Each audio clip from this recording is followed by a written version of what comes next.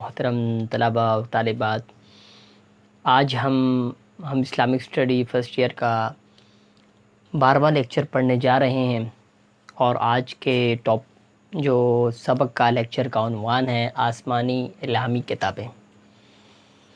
اس سے پہلے ہم نے وہ ملائکہ فرشتوں کے بارے میں پڑھا۔ اب انشاءاللہ میں آسمانی الہامی کتابوں کے بارے میں آج پڑھتے ہیں۔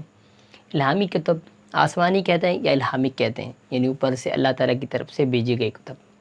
الہامی کتب سے مراد وہ آسمانی کتب ہیں جو اللہ کی طرف سے مختلف رسولوں پر نازل ہوئی، اور ان سب کو بھیجنے کا مقصد دین حق کی طرف رہنمائی۔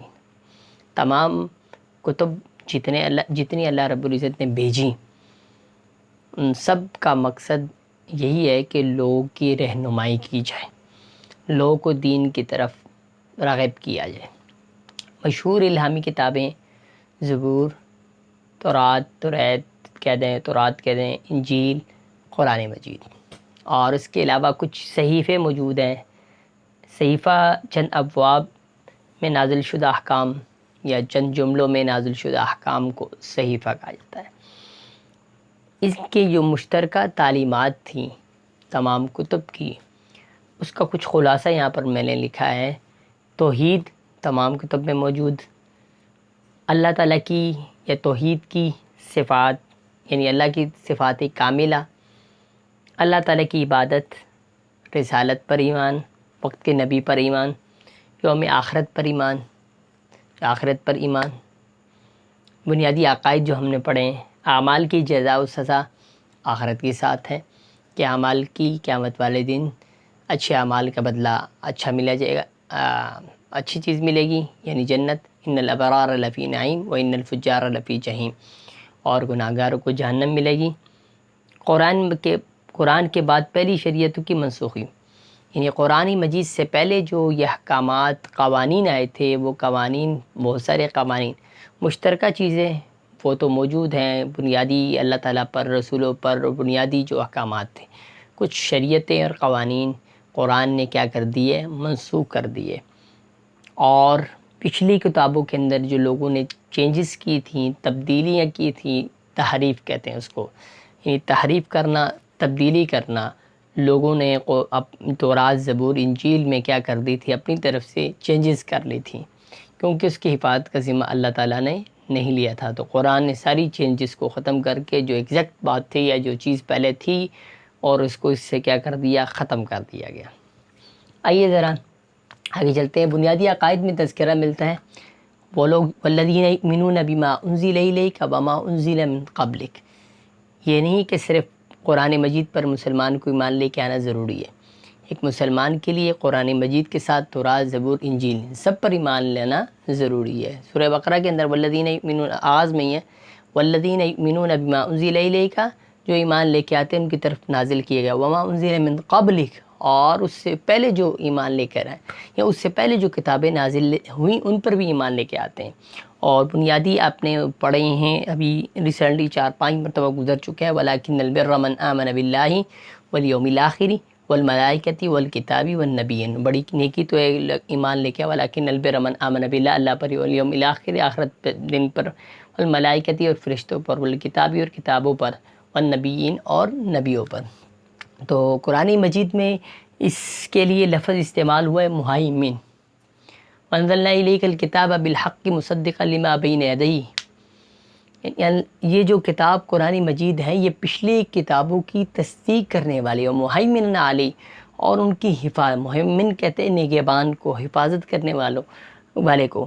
اب یہ جو قرآن مجید ہے اس نے پچھلی کتابوں کی بھی حفاظت کی ہے، اس کے اندر جو لوگوں نے چینجز کی تھیں، تبدیلیاں کی تھیں، ان تبدیلیوں کو ہٹا کر صاف ستھرا جو اللہ جو احکامات رکھنا چاہتے ہیں اس کو رکھ کر پیش کیا گیا۔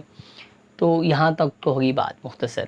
مشہور کتب کا مختصر سا جو ہے وہ خاکہ آپ کے سامنے پیش کرنے جا رہا ہوں۔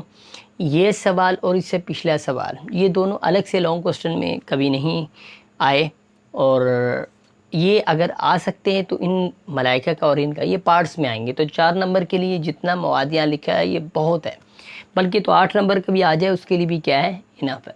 تو مختصر تعارف کرتے ہیں جی. پہلی جو ہم نے کتاب وہاں لکھی ہے زبور ہے. یہ کتاب حضرت داؤد علیہ السلام پر نازل ہوئی، جو آپ بنی اسرائیل کے نامور بادشاہ تھے. آپ پہاڑ جانور آپ کے ساتھ ذکر کرتے تھے اور آپ جنات آپ کے خادم تھے. آپ جب بھی زبور خوش الحانی میں پڑھتے تو وجد کی کیفیت ہوتی. موجودہ بائبل کے یعنی آپ علیہ السلام جب زبور پڑھا کرتے تھے تو اس وقت پرندے بھی ہواؤں میں ان کو سنتے، پہاڑ بھی، تمام تر مخلوقات. اللہ رب العزت نے ان کو بادشاہی اتنی زبردست قسم کی دی تھی، تمام مخلوقات ان کے کیا تھیں؟ تابع تھیں. سب کے سب حضرت داؤد ولحن داؤد علیہ السلام کو جو لحن تھا، آواز تھی، سر تھا، وہ بڑا کمال کا تھا. اس کے مقابلے کا کوئی نہ پہلے آ سکا ہے نہ آئندہ آئے گا. اور اس کے بعد اگلی چیز کیا ہے؟ یہ عہد نامہ قدیم جو بائبل کی صورت میں موجود ہے، اس میں جناب والا اس کا عہد نامہ قدیم کہہ دو یا عتیق کہہ دو، اس کے اندر یہ تحریف شدہ ایڈیشن اس کا، یعنی ترمیم شدہ، جس میں تبدیلی موجود ہے، کچھ نہ کچھ چیزیں اس میں موجود ہے. قرآن میں اس کا ذکر ہوتا ہے. اور ہم نے داؤد کو دی، اور ہم نے داؤد کو ایک زبور دی تھی، قرآن میں آتینا داؤد زبورا، ہم نے داؤد کو زبور دی تھی. اس کا ذکر موجود ہے. تورات دوسرے نمبر پر. تورات یہ کتاب بنی اسرائیل کے جلیل القدر پیغمبر حضرت موسیٰ علیہ السلام پر نازل ہوئی. یہ کتاب اپنی جتنی بھی کتابیں قرآن کے علاوہ تمام جتنی بھی کتب ہیں، صحیفے ہیں، کوئی بھی اپنی اصلی شکل میں موجود نہیں ہے. یہ کتاب اپنی شکل ناپید ہے. موجودہ بائبل کی پہلی 5 کتب تورات کہلاتی ہیں جو تحریف شدہ ہیں. قرآن مجید میں اس کا ذکر یوں ہوا، ترجمہ: بے شک ہم نے تورات نازل کی جس پہ ہدایت، وَأَنزَلْنَا التَّوْرَاةَ فِيهَا هُدًى وَنُورٌ، ہم نے تورات نازل فرمائی جس میں کیا ہے؟ ہدایت، ہدیٰ و نور، ہدایت اور نور ہے. آگے چلیں. انجیل یہ کتاب عبرانی زبان میں ہے اور عیسیٰ علیہ السلام پر نازل بھی، مگر آج یہ زبان اور اصل انجیل دونوں ناپید ہیں. ان دونوں نایاب ہو چکے ہیں، یہ موجود صحیح حالت میں نہیں ہے. اس وقت 4 اناجیل جو ہے وہ موجود ہیں: انجیل متی، انجیل لوقا، مرقس، یوحنا. یہ چاروں بائبل کے عہد نامہ جدید کے اندر جو ہے وہ موجود ہے. اس کتاب کو روحانی اور اخلاقی تعلیمات ہیں. اس کتاب کے اندر روحانی اور اخلاقی تعلیمات پر مشتمل تعلیمات ہیں. لیکن بات یہ ہے کہ اصل جو تعلیمات اللہ رب العزت کی طرف سے نازل ہوئی تھی، وہ تعلیمات اب اس میں بھی موجود نہیں ہیں، اور ہم نے انہیں انجیل عطا کی. یہ وہی جو ہے اس طرح کی آیت، اس کے اندر کیا ہے؟ حضرت عیسیٰ علیہ السلام کو اللہ رب العزت نے انجیل عطا کی جس میں ہدیٰ و نور ہے. اس کے اندر بھی کیا ہے؟ ہدایت ہے اور نور ہے. اور اس کے بعد قرآن مجید، آخر نبی حضرت محمد رسول اللہ صلی اللہ علیہ وسلم پر اللہ رب العزت نے قرآن مجید کو نازل فرمایا، اور قرآن مجید کی حفاظت کا ذمہ اللہ تعالیٰ نے خود لے لیا. قرآن مجید کی حفاظت کا ذمہ اللہ تعالیٰ نے خود لے لیا. قرآن میں اللہ تعالیٰ فرماتے ہیں: اِنَّا نَحْنُ نَزَّلْنَا الذِّکْرَ وَإِنَّا لَهُ لَحَافِظُونَ.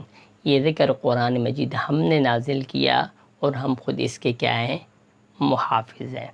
تو اس کی آگے خصوصیات انشاءاللہ نیکسٹ لیکچر میں قرآن کی آئیں گی، تو تفصیلات اس میں آ جائیں گی. اب اس کی مزید ڈیٹیل میں نے یہاں پر مینشن نہیں کی. 1-2 باتیں اور آپ سے ذکر کر دوں.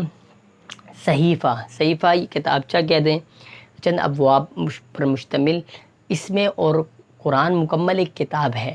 صحیفہ مکمل کتاب نہیں ہوتا.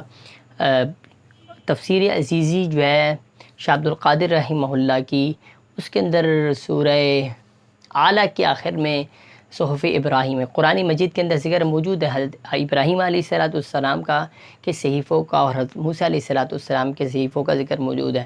صحف ابراہیم و موسیٰ، ابراہیم علیہ السلام پر بھی اللہ رب العزت نے صحیفے نازل فرمائے، اور حضرت موسیٰ علیہ السلام پر بھی اللہ رب العزت نے صحیفے نازل فرمائے. تو تفسیر عزیزی میں لکھا ہے سورہ اعلیٰ کے آخر میں صحف ابراہیم موسیٰ، اس کی تفسیر میں لکھا ہے کہ حضرت آدم علیہ السلام پر 10 صحیفے نازل ہوئے، حضرت ابراہیم علیہ السلام پر بھی جو ہے 10 صحیفے نازل ہوئے، اور 10 پھر موسیٰ علیہ السلام پر بھی 10 صحیفے نازل ہوئے، یعنی جو تورات کے علاوہ اور 10 صحیفے ان پر نازل ہوئے. اور اسی طرح 50 صحیفے حضرت ادریس علیہ السلام پر جو ہے وہ ان پر 30 صحیفے نازل ہوئے، اور حضرت شیس علیہ السلام پر جو ہے وہ 50 صحیفے نازل ہوئے، تو یہ اس کے اندر موجود ہیں۔ بہرحال یہ روایت وہاں بھی یہ لکھا ہے کہ یہ ضعیف روایت ہے، اتھینٹک روایت نہیں ہے، لیکن روایت انہوں نے اس کو نقل کیا ہے۔ یہاں تک آج کا سبق اتنا ہی کافی ہے، انشاءاللہ آپ کو سمجھ آیا ہوگا۔ جہاں کوئی آپ کو کنفیوژن ہو تو گزشتہ اسباق کی طرح آپ پوچھ سکتے ہیں، آپ کو بالکل اجازت ہے۔ السلام علیکم ورحمۃ اللہ وبرکاتہ۔